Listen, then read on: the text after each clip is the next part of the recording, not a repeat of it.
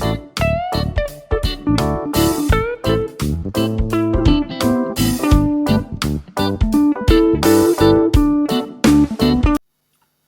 दोस्तों, जय महाराष्ट्र।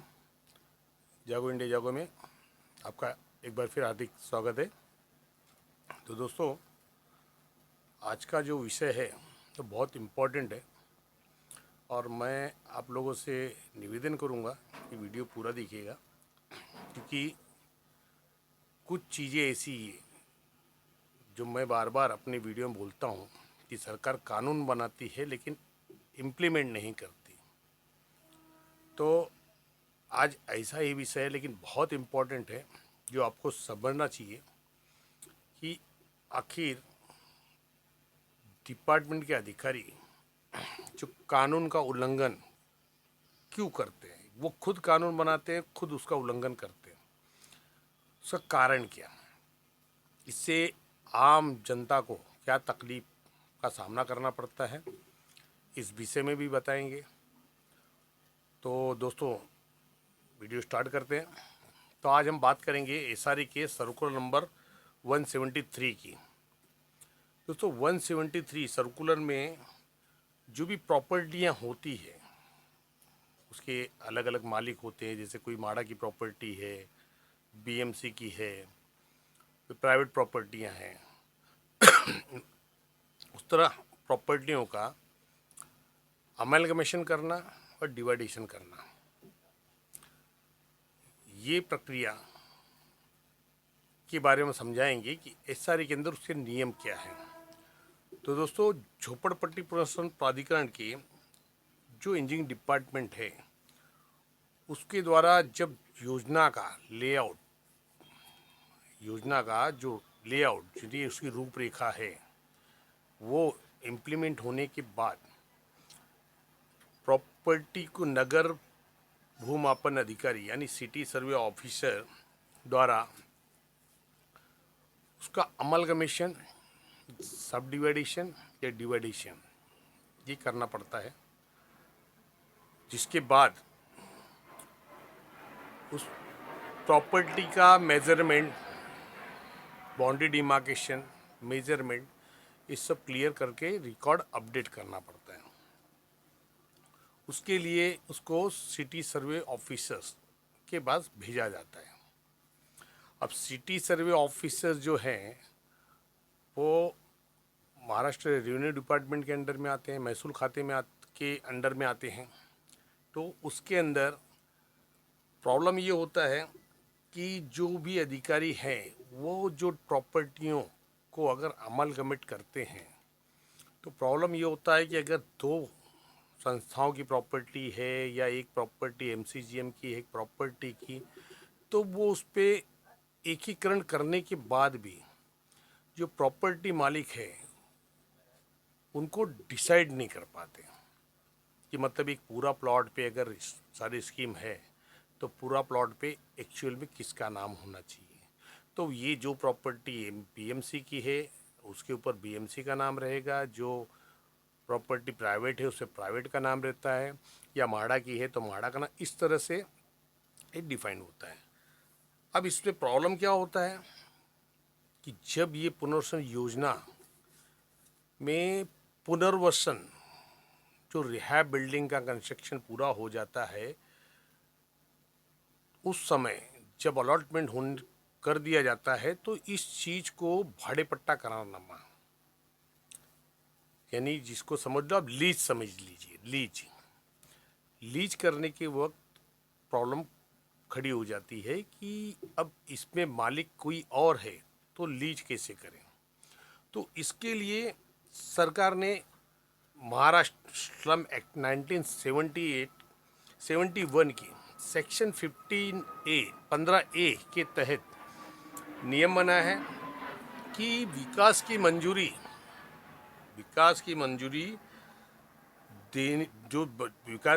दी गई है उस प्रॉपर्टी, चाहे वो प्रॉपर्टी राज्य शासन की हो, महानगर पालिका की हो, माड़ा की प्रॉपर्टी हो, जिस जमीन पे एसआरए प्रोजेक्ट चालू है और उसमें पुनर्वसन घटक का काम, मतलब जो रिहैबिलिटेशन पूरा हो चुकने के बाद सीओ एसआरए मतलब मुख्य कार्यकारी अधिकारी SRA जिसकी भी प्रॉपर्टी है, जैसे माड़ा की है या BMC की है, गवर्नमेंट की है, मतलब राज्य गवर्नमेंट की है, तो उस प्राधिकरण के जो मालिक है उनसे उस विषय में चर्चा करते हैं और चर्चा करने के बाद उस चीज को 30 दिनों के भीतर, 30 दिन के अंदर अधिसूचना द्वारा मतलब राजपत्र में प्रकाशित किया जाता है कि ये प्रॉपर्टी झोपड़पट्टी पुनर्वसन प्राधिकरण की हो गई है, मतलब उसका मालिक झोपड़पट्टी पुनर्वसन प्राधिकरण है। ये नियम है। उसके बाद दोस्तों धारा 15A के नियमानुसार जब भी जो बिक्री घटक है, जो सेल बिल्डिंग बनी है उस पे इमारत बनाई गई है या जो बनाई जा रही है, उस चीज को जो डेवलपर्स हैं, डेवलपर या उनके यहाँ पे कोई जो संस्था है, उनकी प्राइवेट संस्था है, उनको उनके नाम पे भाड़े पट्टा करार किया जाता है।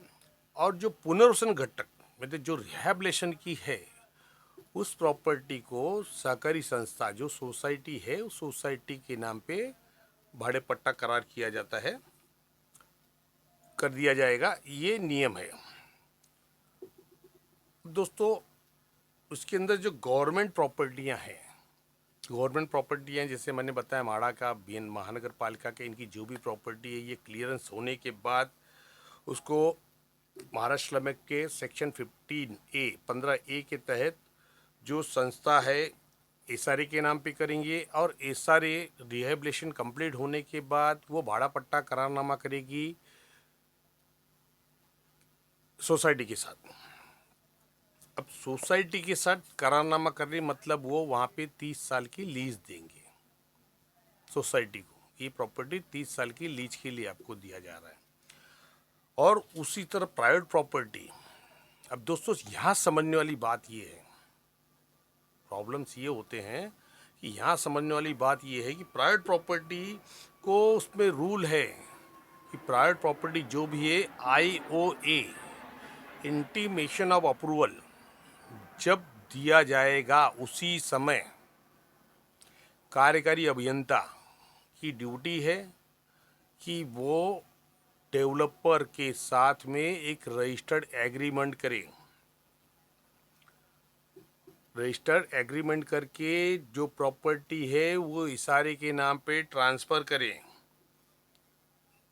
वो इशारे के नाम पे ट्रांसफ़र करने का नियम है दोस्तों, करे नहीं, नियम है कि प्राइवेट प्रॉपर्टी जो भी हो IOA इंटीमेशन ऑफ अप्रूवल देने के समय ही आपको रजिस्टर्ड डीड बनाना है और उसमें ये बताना है कि ये प्रॉपर्टी झोपड़पट्टी पुनर्वसन प्राधिकरण की हो गई है, वो डीड बनाना है। उसके बाद ही आगे की मंजूरी दी जाएगी। और तीसरा नियम ये कहता है कि यदि विकासक उस प्रोजेक्ट को पूरा नहीं कर पाता है या डिफ़ॉल्टर साबित होता है, उसको हटा दिया जाता है, तो उसके अंदर उसकी जो नुकसान भरपाई है मतलब मुआवजा है वो भी देने का प्रावधान उस डीड में होगा। तो दोस्तों बात ये आती है कि कानून तो अच्छा है, लेकिन क्या SRA के अधिकारी इस कानून को लागू किया है आज तक? दोस्तों आपने सुना होगा कि बहुत सारे जो डेवलपर्स हैं वो प्रॉपर्टी मॉर्गेज कर देते हैं, मतलब गिरवी रख के पैसे उठाते हैं और वो पैसे दूसरे प्रोजेक्ट में लगाते हैं। इसी तरह इनका चलन चलता है और आपका प्रोजेक्ट वैसे के वैसे पड़ा रहता है, कोई उसके अंदर भी डेवलपमेंट दिखाई नहीं देता है। ऐसे उदाहरण भी है दोस्तों। ये उदाहरण शायद मेरे ख्याल से मुंबई में एक नहीं होगा, मेरे सामने तो 2 उदाहरण है कि उस मामले में आईओ दिया गया, सीसी दिया गया, सब कुछ हुआ, लेकिन प्रॉपर्टी पे रजिस्टर्ड डीड क्यों नहीं बनी? या जो बीएमसी की प्रॉपर्टी थी तो उसके ऊपर झोपड़पट्टी पुनर्वासन प्राधिकरण का नाम क्यों नहीं आया उनके प्रॉपर्टी कार्ड पे?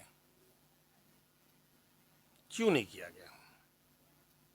तो ये बहुत बड़ी गलती की गई है डिपार्टमेंट द्वारा, जिसके वजह से वहाँ की स्थानिक जनता इस कारण तकलीफ में आती है। दोस्तों, अब मैं आपको वजह बताता हूँ। मेरे हर वीडियो में आपने सुना हुआ एक खोतवाड़ी भीमवाड़ा और एक साई दुर्गा। तो खोतवाड़ी भीमवाड़ा की जो प्रॉपर्टी है उसके मैंने एक इतिहास भी बनाया हूँ, कुछ समझिए उसके अंदर क्या हुआ है। लेकिन फिर भी बीएमसी वहाँ बार बार कहती है हमारी प्रॉपर्टी, जबकि बीएमसी का कोई भी सेल डीड वगैरह नहीं है, ज़बरदस्ती अपना नाम चढ़ाया हुआ है। चलिए मान लेते बीएमसी की प्रॉपर्टी है। तो 2003 में जब ये उनको एलओआई मिली, उसके बाद आईओए मिला, सीसी मिली, तब सरकार द्वारा या एसआरए द्वारा वो प्रॉपर्टी को झोपड़पट्टी पुनर्वासन प्राधिकरण, उनका नाम ट्रांसफर क्यों नहीं हुआ प्रॉपर्टी कार्ड पे? ये गंभीर विषय है। अब ये बीएमसी का हो गया। अब बीएमसी में जो डेवलपर थे, Mrs Chauhan Builder Housing India Private Limited, उन्होंने ऑर्बिट कॉरपोरेशन उजीत अग्रवाल से और उसके अंदर एक अमी कृपा इंफ्रास्ट्रक्चर जो उनके जो डायरेक्टर थे गिरीश शाह, इनके साथ एक जॉइंट वेंचर किया गया आउट ऑफ एसआरए। उसके बाद जो ऑर्बिट कॉरपोरेशन है, पूजित अग्रवाल ने उस प्रॉपर्टी को गिरवी रखा 200 करोड़ में और पैसे उठा के चले गए। अब वहाँ पे कोई कहता है एलआईसी का है, कोई बोलता है आईडीबीआई ट्रस्टशिप से लिया गया है। लेकिन चाहे एलआईसी से रहे, चाहे आईडीबीआई ट्रस्टशिप से रहे, मेरे पास तो उसकी रजिस्टर्ड डॉक्यूमेंट थे कि आईडीबीआई ट्रस्टशिप से 200 करोड़ रुपए लिए गए और होंगे भी शायद। तो ये जो दोनों संस्थाएं हैं किसकी है? पब्लिक फर्म है? पब्लिक फर्म है कि नहीं? तो दोस्तों, यहाँ प्रॉपर्टी अगर बीएमसी बोलती है बीएमसी की प्रॉपर्टी है तो पब्लिक प्रॉपर्टी, और वहाँ जहाँ से भी लोन लिया गया किसके पैसे? पब्लिक के पैसे, मतलब गवर्नमेंट की है ना आईडीबीआई ट्रस्टशिप और एलआईसी। तो पैसे किसके गए?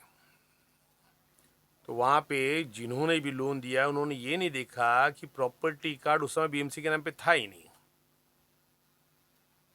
जब इन्होंने 2007 में लोन लिया उस समय बीएमसी का प्रॉपर्टी कार्ड पे नाम ही नहीं था, तो वहाँ पे प्राइवेट नाम था, messrs advance builder India Private limited. तो लोन कैसे जारी कर दिया? Without NOC of land owning authority. उन्होंने लिया ही नहीं, हो गया। अब ये हो गया खोतवाड़ी भीमवाड़ा का मसला। उसमें सीओ एसआरए के जो ऑर्डर थे, जो ऑर्डर सर्कुलर्स है 173, तो उसके आधार पे क्यों प्रॉपर्टी का ट्रांसफ़र नहीं हुआ एसआरए के नाम पे? रूल तो है ना सर। अब उसके बाद आ जाइए साई दुर्गा में। साई दुर्गा में सेम प्रॉब्लम। जो ट्रांसकोन मतलब Sanjay construction India, Sanjay construction and finance limited, वो कहते हैं कि ये प्रॉपर्टी उनकी है। ठीक है, चलिए उनकी प्रॉपर्टी है, उन्होंने प्रॉपर्टी कार्ड पे भी नाम डाला। और तो जब उनको आईओए मिला तो यहाँ पे जो एग्जीक्यूटिव इंजीनियर है उन्होंने प्रॉपर्टी कार्ड को ट्रांसफ़र करके झोपड़पट्टी पुनर्वासन प्राधिकरण का नाम क्यों नहीं डाला? रूल तो वही बता रहा है। और 2010 में इनको एलओए मिलती है, 2010-11 में। 2017 में ये प्रॉपर्टी मॉर्गेज करते हैं आईसीआईसी बैंक लिमिटेड को 80 करोड़ रुपया। इन्होंने मॉर्गेज करके उठाया। आज भी मॉर्गेज ही प्रॉपर्टी, आज भी प्रॉपर्टी कार्ड पे आईसीआईसी बैंक का नाम है। तो सबसे बड़ा क्वेश्चन तो यहाँ पे ये उठता है कि अब मॉर्गेज की हुई प्रॉपर्टी पे प्रॉपर्टी का ट्रांसफ़र होता है। ये तो मैंने कभी देखा नहीं कि मॉर्गेज प्रॉपर्टी पे प्रॉपर्टी का ट्रांसफ़र हो जाए। वो प्रॉपर्टी का पेपर गिरवी रखना पड़ता है, प्रॉपर्टी का ट्रांसफ़र नहीं होता है। लेकिन वहाँ प्रॉपर्टी का ट्रांसफ़र हुआ है। अब वहाँ पे जो डेवलपर्स का नाम था उसके जगह आईसीआईसी बैंक आ गया है, जिन्होंने 80 करोड़ रुपए लोन देके प्रॉपर्टी मॉर्गेज किया है। तो दोस्तों अब सवाल ये उठता है कि डेवलपमेंट ये जो चल रहा है, डीआरसी किसको मिलती है?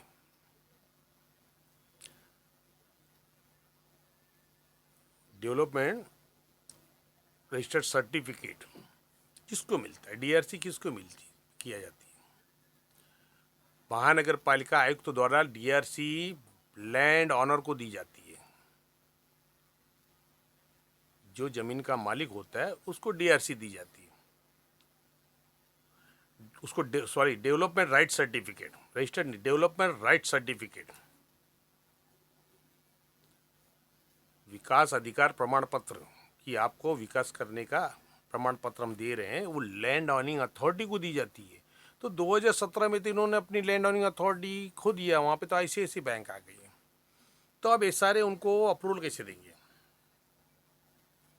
बिना land ऑनिंग permission, belt land owning authority की एनओसी के?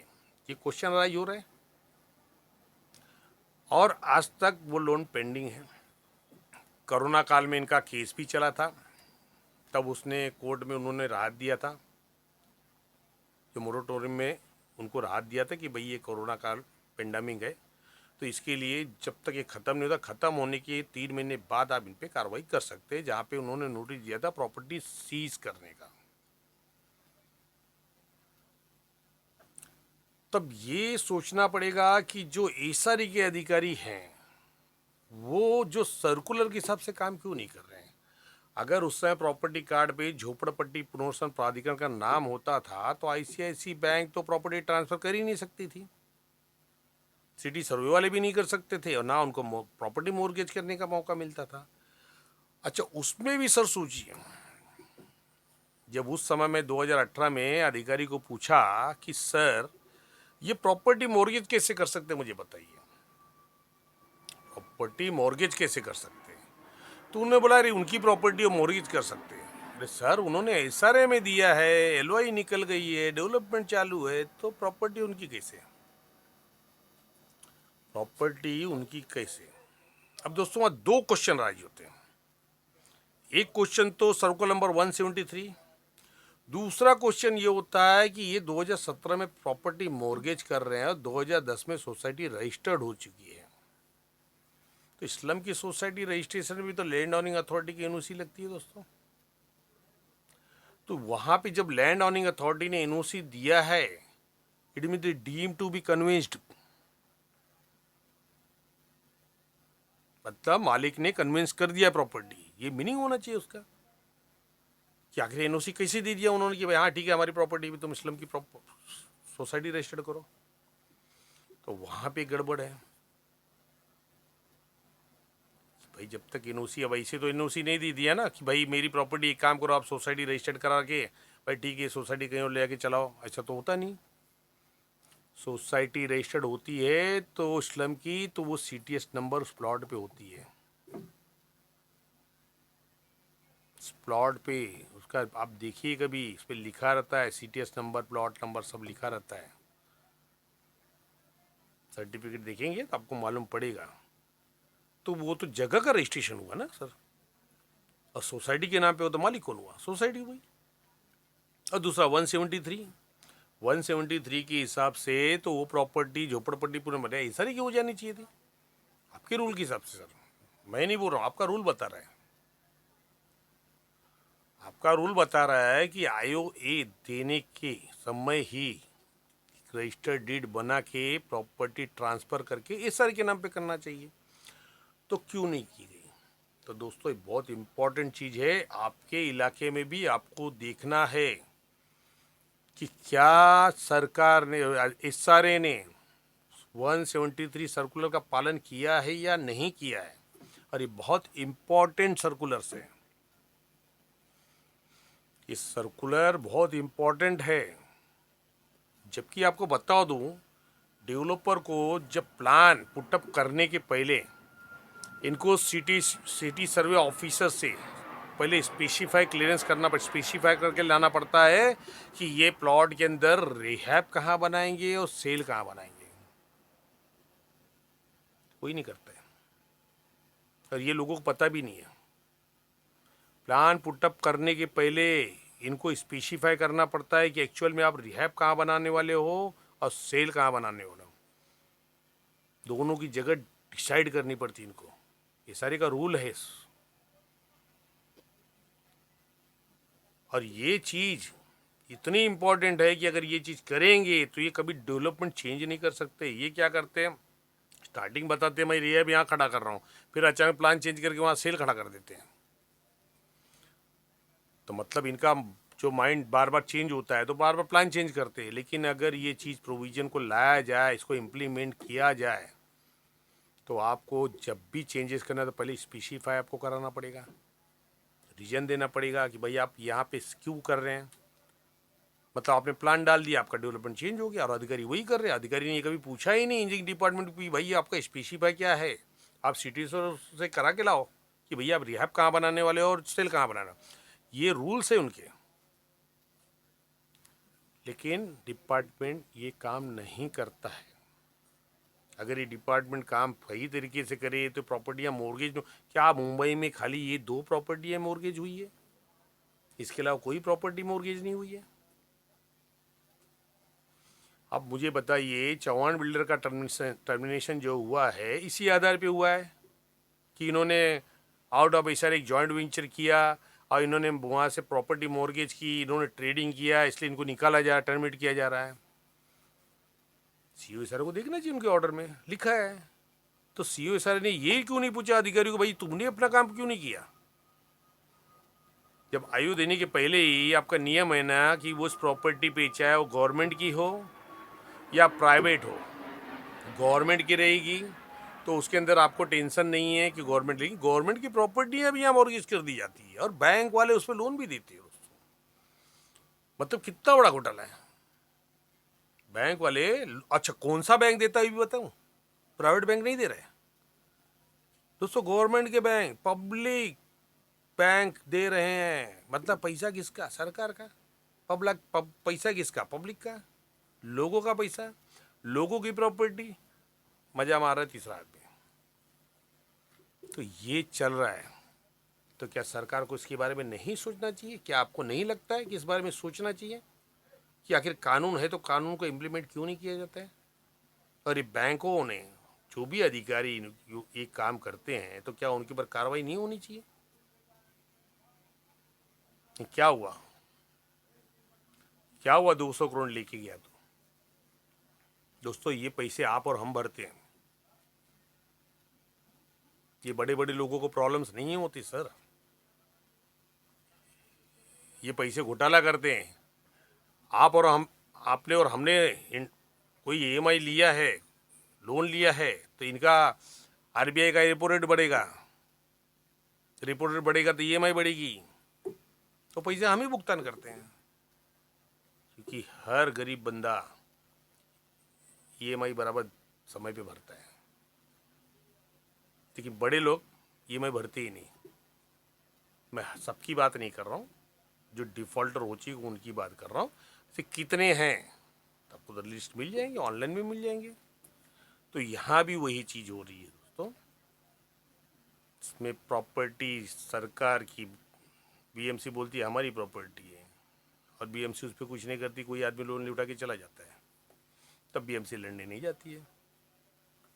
लेकिन जब एसआरए की बात आएगी तो पूरी टीम लेके आती, पुलिस बल वगैरह सब लेके आती कि भैया चलो झुपड़ा तोड़ना है, तब तो उस समय इनको पावर आ जाता है। तो अजीब बात नहीं लग रही आपको? तो दोस्तों ये बहुत इंपॉर्टेंट चीज़ है, आपको भी समझना चाहिए। आपका भी जहाँ प्रोजेक्ट चल रहा है आप वहाँ पे आरटीआई डाल के पूछिए कि सर्कुलर 173 के आधार पे क्या आपने प्रॉपर्टी एसआरए के नाम पे कराई है या नहीं कराई है, और ख़ासकर वहाँ जहाँ प्राइवेट प्रॉपर्टी हो, खासकर वहाँ जहाँ प्राइवेट प्रॉपर्टी हो, क्योंकि प्राइवेट डेवलपर्स हमेशा अपनी प्रॉपर्टी बता के लोन उठाते हैं, और एक बार जब वो एसआरए के नाम पे हो गई प्रॉपर्टी तो लोन नहीं उठा पाएंगे वो, और इसीलिए अधिकारी ये करते ही नहीं है कि शायद शायद इनका भी साथ हो कि भाई उठाओ लोन, कोई टेंशन नहीं। तो ये चीज़ हो रही है, इस चीज़ को आप समझिए, और इसी की वजह से डेवलपमेंट के प्रॉब्लम्स हो जाते हैं। ये वहाँ पे पैसे लगाते नहीं हैं, फिर बाद में डेवलपमेंट करते भी नहीं हैं। हमारे यहाँ भी वही हुआ। हमारे यहाँ जो प्रोजेक्ट है वो मुश्किल से 250 लोगों का प्रोजेक्ट है, 250 भी नहीं है, नाम 250 का है, उसमें से बहुत लोग तो बोगस ही है। लेकिन फिलहाल समझ लो 200 200 सवा 200 लोग हैं, तो सवा 200 का प्रोजेक्ट के लिए मुझे लगता है 40 से 50 करोड़, उससे ज़्यादा का प्रोजेक्ट नहीं था वो। लेकिन एक ज़बरदस्ती का इस प्रोजेक्ट को 80 करोड़ लोन लेने के बाद भी लोगों को भाड़ा नहीं दिया गया है। 6 साल से लोग भाड़े के लिए तरस रहे हैं। सहायक अभियंता मुखदर्शक बनी है, गलत गलत रिपोर्ट सबमिट कर रही है। सीईओ एसआरए साहब के पास हेयरिंग चालू है, और सीईओ एसआरए साहब 13-2 की हेयरिंग एआर के पास भेज दे रहे कि भैया जब आप क्लियर करो, वहाँ अपनी मनमानी कर रही हैं। क्या लोगों का अधिकार है या नहीं है? भाड़ा मिलना चाहिए या नहीं मिलना चाहिए? 6 साल का समय कम है, छोटा समय है। 6 साल से लोगों की क्या हालत स्थिति हुई है, क्या ये सीईओ साहब समझ नहीं सकते हैं? लेकिन दोस्तों कोई सुनने वाला नहीं है, सिर्फ लड़ाई है, और हम भी वही चाह रहे हैं कि मैटर हम जब ऊपर तक ले जाएंगे कोर्ट तक, तब ये समझ में आएगा किसने क्या किया और किसने क्या गलत किया और किसने क्या सही किया है। तो दोस्तों मैं आप लोगों से रिक्वेस्ट करूंगा, जो हम झेल रहे हैं वो आप नहीं झेलें। तो इस चीज़ पे जागरूकता होनी चाहिए। सर्कुलर नंबर 137, जागरूक होइए, और बिल्डर को कुछ करने के पहले ही आप आरटीआई डाल के निकालिए कि भैया आपने क्यों नहीं किया, करिए, उसको लागू करिए। अगर सर्कुलर बना है तो लागू करना पड़ेगा। कंप्लेंट फाइल कीजिए इसका कि जब बोला गया है कार्यकारी अभियंता का ड्यूटी है तो क्यों नहीं कर रहे लोग। तो वही चीज़ आपको जानना पड़ेगा, और बहुत इंपॉर्टेंट सर्कुलर है, इसीलिए मैं ये चीज़ लाया आपको समझाने के लिए कि स्टार्टिंग पीरियड से ही आपको इस चीज़ पे नज़र रखनी होगी। अगर आपको ट्रांसपेरेंसी लाना है, डेवलपमेंट अच्छा करना है और डेवलपमेंट जल्दी करना है, तो ये करना पड़ेगा दोस्तों। आपको क्या लगता है बिल्डर लोन लेने का, आपका प्रोजेक्ट करने के लोन ले रहा है? वो आपकी प्रॉपर्टी मोर्गेज करेगा और वो पैसे कहीं और घुमाएंगे। एक डेवलपर की एक कंपनियां नहीं होती दोस्तों, 4-4 5-5 फॉर्म खोल के रखते हैं लोग अलग अलग नाम से। मैंने कहा ना, अंग्रेज कौन, अरे सॉरी, ये जो डेवलपर्स कौन, ये अंग्रेज ही है। फूट डालो राज्य करो, ये नीति चल रही है, आज से नहीं चल रही, बहुत पहले से चल रही है। तो आपको आपकी जागरूकता चाहिए, आपका अधिकार देखना है, तो आपको इस चीज़ पे नज़र डालनी पड़ेगी कि 137 सर्कुलर के हिसाब से कार्रवाई क्यों नहीं हुई है। कंप्लेंट फाइल कीजिए इसका, सीएम साहब तक भेजिए कि जब सर्कुलर है तो उस कानून लागू क्यों नहीं किया गया और क्यों नहीं किया जा रहा है। तो दोस्तों वीडियो कैसी लगी इस बारे में कमेंट कीजिएगा, और आने वाले समय में भी अच्छी अच्छी वीडियो लाते रहेंगे। निवेदन है कि हमारे चैनल को लाइक करें, सब्सक्राइब करें, शेयर करें, और जो नए दर्शक हैं उनसे विनती करते हैं कि हमारी अगर वीडियो सब्सक्राइब नहीं कर सकते तो दोस्तों एक लाइक तो करिए, एक लाइक तो करिए। हम बहुत मुश्किल से मेहनत करके वीडियो बनाते हैं ताकि जागरूकता आप तक पहुंचे। आप जागरूक होंगे ना तो एसआरए के अंदर महाराष्ट्र जागरूक होगा। इसके लिए मैं जागरूकता फैला रहा हूँ। और दोस्तों एक बात मैं बोलना चाहता हूँ, मुझे फ़ोन कॉल बहुत आते हैं, बहुत लोग मुझे पूछते हैं कि सर आपका फ़ीस कितना है। मैं मैं आपको बता रहा हूँ सर, मैं निःशुल्क सेवा है मेरी, और मैं मेरा जो एक्सपीरियंस है, मेरा जो ज्ञान है, मैं आपको बांटना चाहता हूँ। और इसके लिए मुझे अच्छा लगा ये माध्यम कि मैं एक चैनल बना के आप लोगों को मेरे जो एक्सपीरियंस है वो आपके साथ शेयर करूं। मेरा कोई चार्ज नहीं है। आपको मुझे मिलना है तो आप संडे मुझे मिल सकते हैं, क्योंकि दोस्तों मैं भी निजी इतना बड़ा आदमी नहीं हूँ, मेरे भी निजी काम होते हैं, मेरी लड़ाइयाँ भी है। तो एक संडे मिलता है, थोड़ा मैं बिजी रहता हूँ, संडे के दिन मैं मिलता हूँ। तो संडे के दिन 12 बजे के बाद आप आइए कभी भी। सांताक्रूज में उतरने के बाद वेस्ट में सांताक्रूज पश्चिम उतर के मुझे फ़ोन करेंगे तो मेरा वाइल वॉकिंग 5 मिनट का समय लगेगा आपको। एकदम सीधा ही, कहीं घूमना नहीं है, रोड टू रोड है, रोड टू रोड है। तो आप आइए, और हमारे यहाँ पे कोई चार्जेज नहीं है, और ना हमारा ऑफिस है सर। हम भी आप जैसे ही हैं, आपके साथ वाले ही हैं, आप में से ही हैं। बस इतना करिए सर, हमारी वीडियो को लाइक कीजिए, सब्सक्राइब कीजिए, शेयर कीजिए। धन्यवाद दोस्तों, मिलते हैं फिर अगली वीडियो में किसी और विषय पे। और वीडियो कैसी लगी प्लीज़ कमेंट कीजिएगा। धन्यवाद। जय महाराष्ट्र।